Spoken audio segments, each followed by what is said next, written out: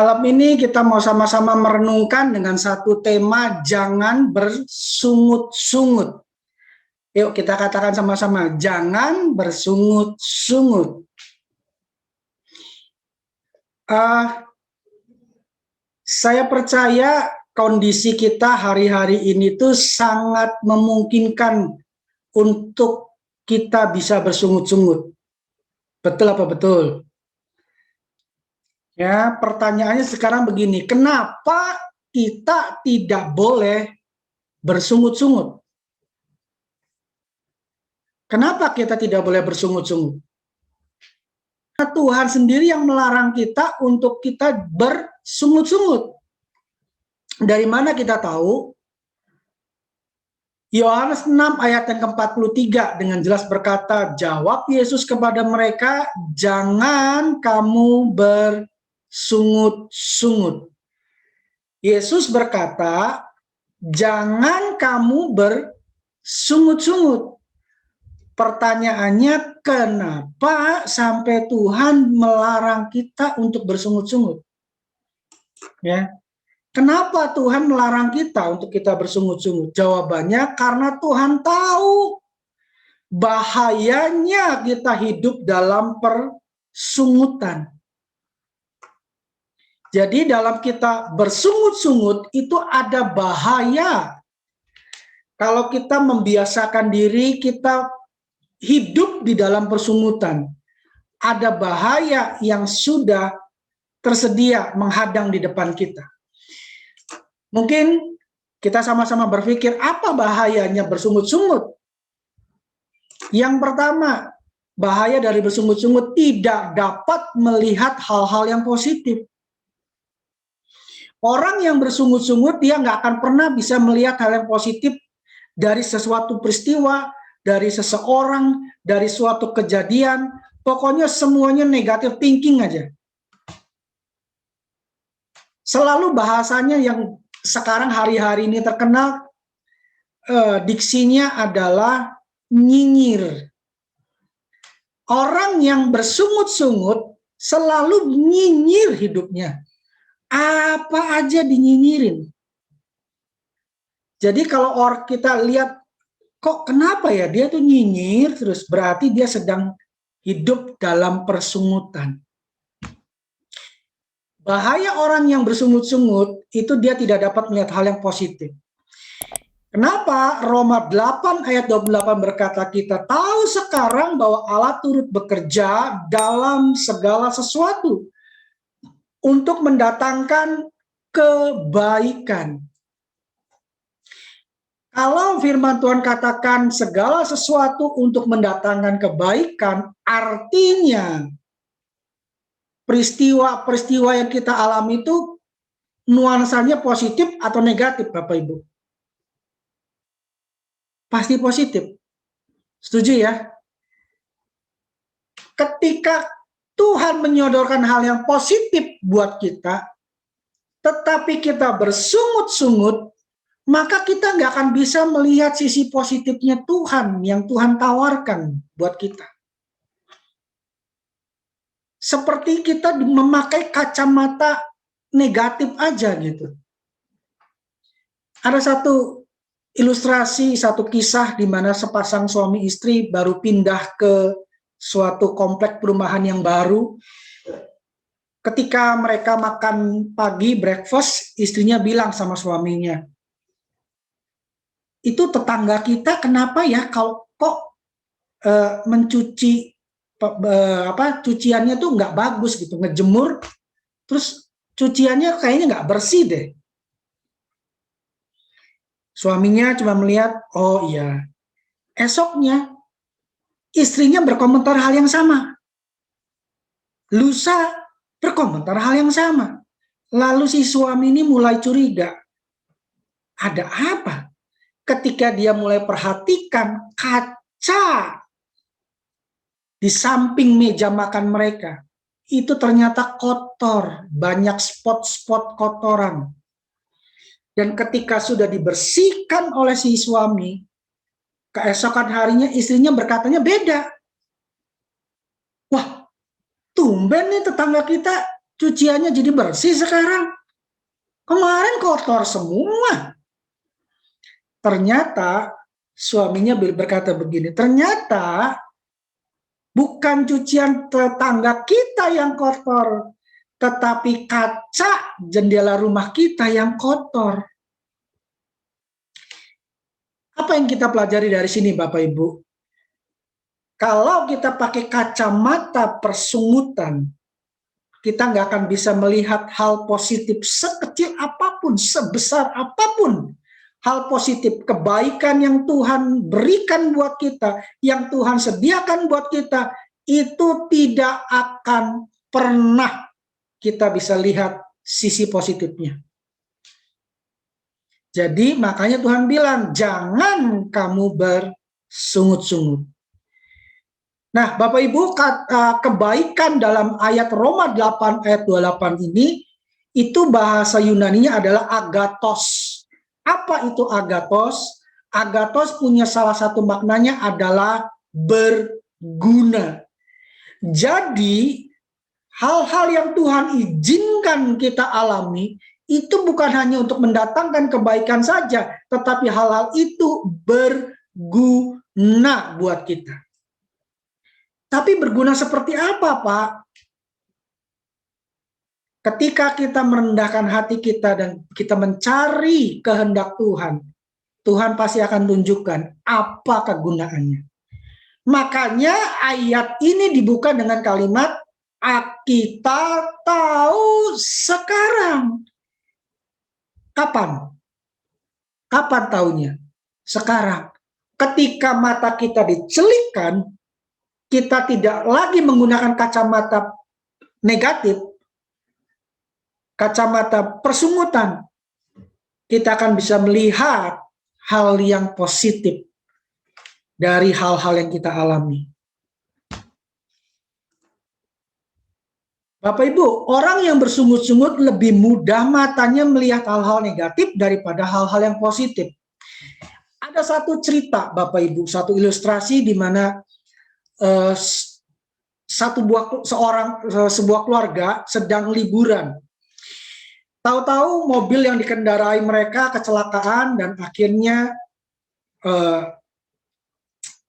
mereka harus dirawat di rumah sakit. Tapi yang paling parah itu adalah anak dari suami istri ini. Singkat cerita, harus masuk ke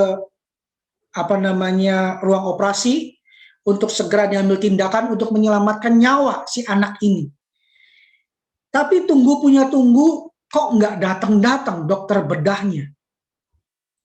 Setelah sekian lama baru datang sambil tergopoh-gopoh dokter bedahnya. Lalu dengan sigap para suster semua yang asisten dokter bedahnya ini, karena mereka sudah siap, langsung segera masuk ke ruang operasi. Sekian jam selesai operasi, kemudian keluar, dokter bedahnya berkata kepada orang tua si anak yang dioperasi itu, bilang, Pak, Bu, selamat, anak Bapak Ibu telah lewat masa kritisnya. Apakah selesai sampai di situ ceritanya? Tidak. Ternyata sang ayah dari anak ini menggerutu, dia bersungut-sungut sambil nunggu proses operasinya. Si ayah ini terus menggerutu, dia bersungut-sungut. Dia bilang, ini dokter kebangetan banget, nggak tahu nyawa rupanya. Wah, segala macam perkataan dikeluarkan. Ketika dokter ini menyampaikan berita baik, good news buat sepasang suami istri ini, apakah sang ayah berterima kasih? Tidak. Dia kembali memarahi sang dokter. Dia bilang, dokter nggak tahu diri, untung anak saya masih dikasih kesempatan untuk bisa hidup, selamat. Seandainya tidak, seperti apa? Bla bla bla bla bla, segala macam dikeluarkan. Apakah sang dokter marah? Tidak. Dia selesai, dia melepaskan baju operasinya, dan setelah semua administrasi semua selesai, dia tinggalkan. Tanpa sepatah kata pun keluar dari mulut sang dokter. mamah dari si anak ini, dia curiga, kenapa dokter ini diem aja? Dari datang, selesai operasi, sampai pulang, semua diem, silent. Akhirnya sang suster menjawab, Pak, Bu, maafkan kalau saya kurang ajar. Sebenarnya dokter bedah tadi ketika kami menghubungi, dokter bedah ini sedang ada di pemakaman anaknya. Kita berusaha terus calling.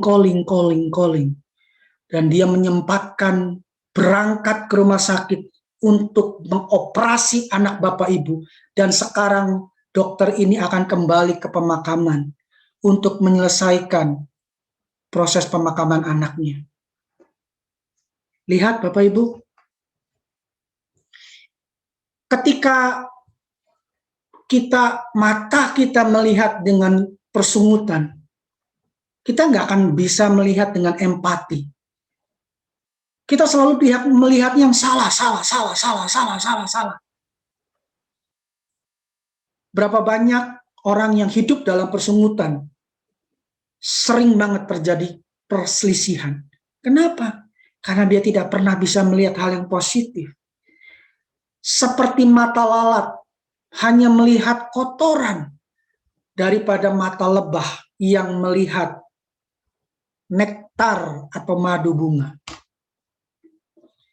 Mari kita renungkan ini. Apakah kita ada bersungut-sungut hari-hari ini? Kalau ada, mari Bapak Ibu, jangan berlama-lama. Cepat buang persungutan itu. Bahaya yang kedua, karena persungutan itu adalah kurang ajar terhadap Tuhan. Wah, kalau ini kayaknya levelnya udah level dewa kali ya. Udah levelnya ngeri banget gitu. Kenapa? Kalau kita lihat Maliaki 3 ayat 13-14, ya Tuhan sendiri berkata, kenapa bicaramu kurang ajar tentang aku?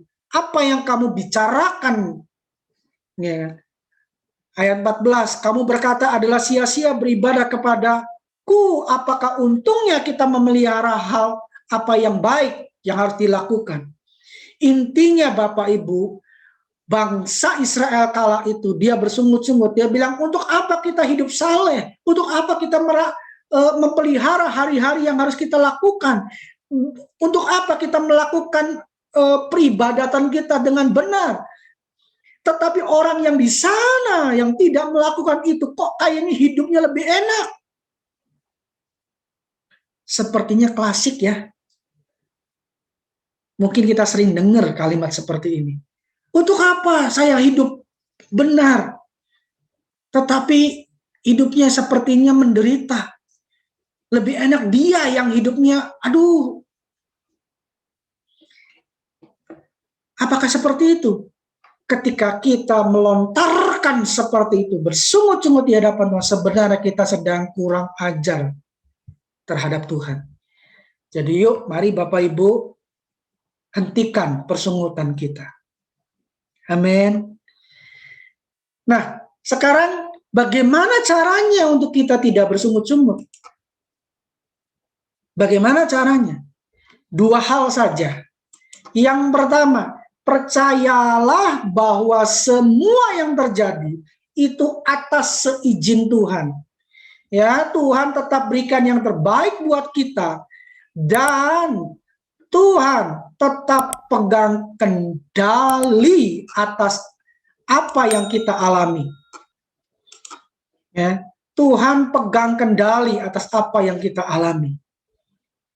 Jadi Bapak Ibu, ketika kita melihat setiap peristiwa, mari percayailah bahwa itu untuk kebaikan kita. Tuhan berikan yang terbaik. Dan Tuhan tetap pegang kendali sekalipun keadaannya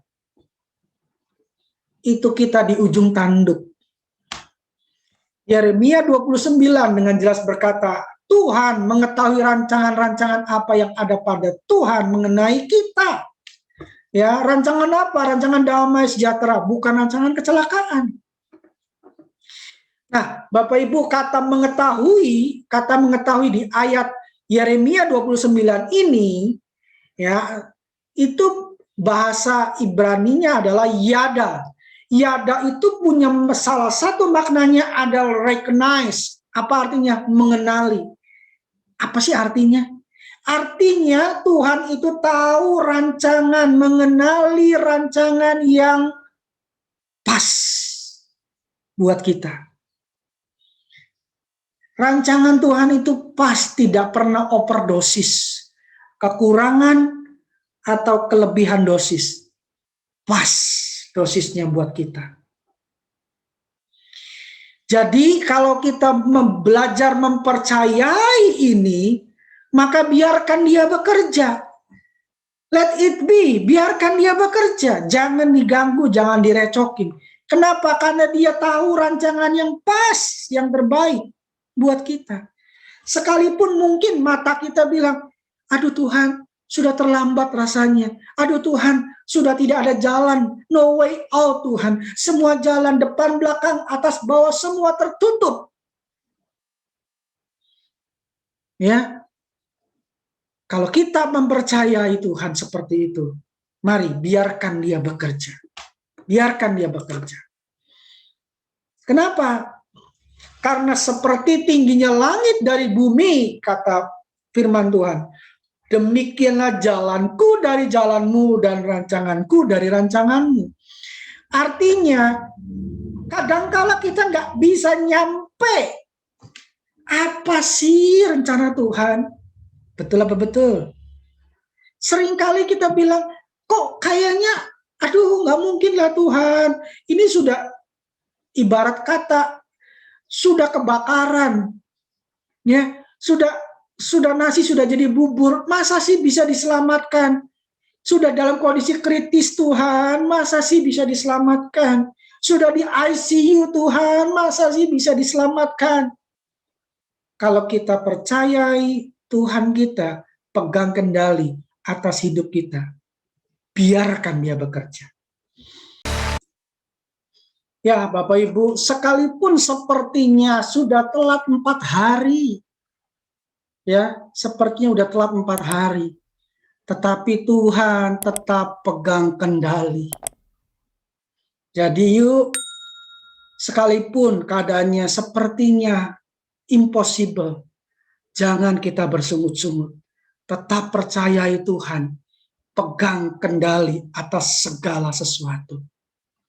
Atas segala sesuatu. Cara yang kedua untuk kita tidak bersungut-sungut, belajarlah mengucap syukur. Karena dengan kita mengucap syukur, kita akan lebih ringan menjalani beban hidup kita. Seringkali yang menambahi beban hidup kita, itu bukan bebannya itu sendiri, tetapi karena kita hidup dalam persungutan. Hidup kita udah berat, ditambah dengan bersungut-sungut, maka kadar beratnya itu menjadi kuadrat. Jadi lebih berat terasa. Tetapi ketika kita berani mengucap syukur, sekalipun kita masih menggendong beban itu, kita akan lebih terasa ringan dalam menjalani hidup kita yang berat. Ketika waktu itu SMP, saya itu ikut pramuka, ya, dan hiking, ketemu dengan sekelompok petani, dan kita lewat, ada sepasang suami istri petani, dia waktu itu mau makan. Singkat cerita, dia hanya bawa 3 rantang, ya, zaman sekarang mungkin nasi bok, ya, 3 bok, kalau dulu rantangan. Dan nawarin, dek yuk kita makan siang bersama. Saya bilang, makasih Pak, makasih Bu, kita harus tetap terus berjalan. Tapi sambil jalan saya perhatiin, dalam 3 rantang itu apa isinya. Rantang pertama isinya nasi putih, rantang kedua isinya lalapan, rantang ketiga isinya sambal. Tetapi saya perhatikan kedua suami istri ini, petani dan Bu Tani ini, makan dengan bersyukur. Dan saya melihat itu rasanya nikmat sekali. Bapak Ibu, makanan yang paling enak di dunia bukan makanan restoran bintang 5. Tetapi makanan yang paling enak di dunia adalah kita makan dengan bersyukur. Mungkin cuma sayur asam sama ikan asin. Tapi ketika kita bersyukur dalam memakannya, wow, beda daripada kita makannya babi hong, tetapi dengan persungutan. Waduh, ya, Bapak Ibu, Tesalonika berkata apa? Mengucap syukurlah dalam segala hal, sebab itulah yang dikehendaki Allah. Kita mengucap syukur itu karena Tuhan menghendaki untuk kita mengucap syukur. Kenapa? Sepertinya Tuhan pepet kita. Karena Tuhan mau agar ketika kita belajar bersyukur, kita meninggalkan bersungut-sungut. Kita akan terasa lebih ringan dalam membawa beban hidup kita. Karena firman Tuhan bilang, pikulah kuk yang kupasang. Pertanyaannya, kenapa Tuhan kasih kuk? Dengan kuk, itu Tuhan mau mengarahkan kita ke arah yang seharusnya kita berada. Ada satu klip lagi Bapak Ibu yang mau saya tunjukkan untuk ditonton, biar ini jadi berkat untuk kita semua.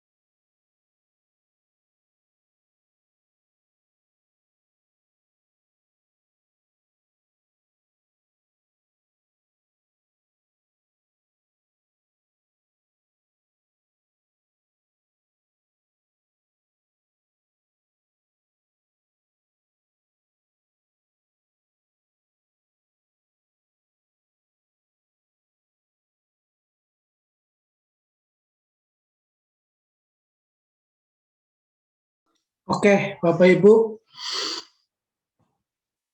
dari semua tanda kutip oknum-oknum tadi, apa kesamaannya? Mereka bersungut-sungut ya. Kenapa mereka bersungut-sungut? Karena mereka melihat sisi yang salah. Semuanya melihat sisi sebelah kirinya. Ya kan? Yang mobil kedua ngelihat, yang mobil pertama bilang, wah kalau saya punya helikopter kayaknya enak tuh. Ya, yang naik mobil jeep bilang, oh kalau mobil mewah itu kayaknya saya enak tuh. Semua ngelihat sebelah kirinya terus. Tetapi coba dibalik, lihatlah yang sebelah kanan. Yang naik motor, lihat yang naik sepeda. Pasti dia akan bersyukur. Yang naik mobil, ketika dia lihat yang naik motor, pasti dia akan bersyukur. Sekalipun mobilnya bukan mobil mewah. Sekalipun mobilnya bukan mobil mewah, Bapak Ibu. Ya, sekalipun bukan mobil mewah. Jadi sebenarnya yang membuat kita sulit bersyukur itu apa? Karena kita melihat sisi yang salah. Kita menggunakan kacamata yang salah. Bagaimana kita bisa mengucap syukur atas setiap segala perkara, kata Tuhan dalam Tesalonika tadi? Bagaimana? Tipsnya satu, temukan minimal satu saja alasan untuk kita mengucap syukur. Satu ketika saya dalam berkendara, saya mengucap syukur kalau Tuhan kasih saya mobil, walaupun bukan yang Lamborghini. Nah, ya, Lamborghini saya akan segera menyusul. Haleluya. Ya. Nah, ketika saya mengendarai mobil itu, saya cuma bilang begini, Tuhan, makasih ya. Kalau dulu saya kemana-mana pakai motor, kepanasan, kehujanan, saya berangkat ke kerja, berangkat ke kantor, berangkat pelayanan, berangkat ke gereja, saya pakai motor. Kalau sekarang saya bisa naik mobil, lumayan, nggak kepanasan, nggak kehujanan. Kan kalau di Jakarta hujan kadang-kadang mendadak hujan gitu kan, nggak ada tanda-tanda, atau hujan aja. Saya bilang, makasih Tuhan. Sekalipun mobil saya bukan Lamborghini, tetapi paling tidak saya tidak kehujanan dan tidak kepanasan. Bapak Ibu, mari temukan minimal satu alasan untuk kita mengucap syukur. Ketika kita mengucap syukur, kita akan dijauhkan dari namanya bersungut-sungut. Terakhir Bapak Ibu, jalan-jalan ke Provinsi Sumut, turun tangga juga naik. Janganlah kita bersungut-sungut, tetap percaya Tuhan itu baik. Tuhan Yesus memberkati.